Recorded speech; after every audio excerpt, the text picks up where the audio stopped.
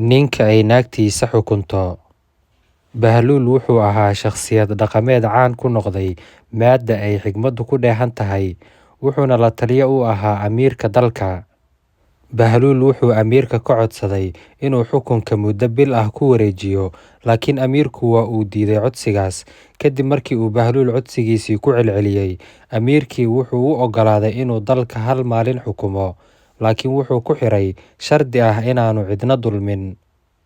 Maalintii loo asteeyay inuu Bahluul xukun ka qabto, amiirka iyo qoyskiisa oo ay hogaaminayso xaaskiisa Amiirad Shaqaabiid waxay u dalxiis tageen beertooda quruxda badnayd.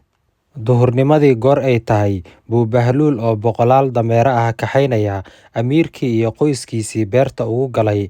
Amiirku wuxuu la yaabay wuxuu arkay, wuxuuna weydiiyey, dameerahani maxay ahaayeen Bahluulow, xaggeedse ka keentay?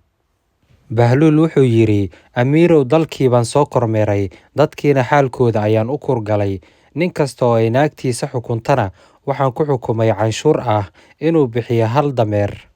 Amiirkii oo yaaban baa ku yidhi, macquul miya in aad muddo 2 saacadood gudahood ku soo heshay tirada intaas le'eg ee rag ay dumarkoodu xukumaan? Bahluul wuxuu ugu jawaabay, amiirow, mar haddaanan anigu cidna dulmin, warkaas waa la ii dhaamaaye. Intaan kormeerka dalka ku guda jiray, waxaan arkay wax aanay weligeed il arag, dhegna maqal.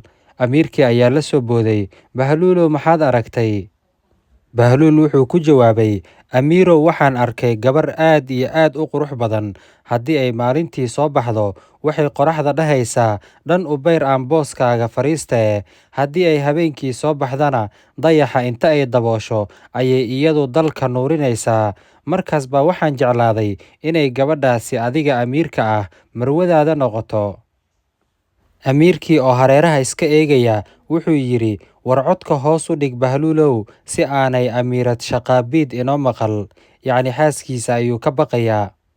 Kadib Bahluul wuxuu dhahay, maadaama aad amiirkii dalka tahay, adiga 2 dameer baa kugu waajibtay. waa tahay saaxiibayaal, waxaan rajeynayaa sheekadan oo aan ka soo xigin Ustaad Sabriye Muuse inaad ka hesheen. La wadaaga asxaabta kale si ay iyagana uga bogtaan ugana faa'iidaystaan oo inoo sheer gareeya.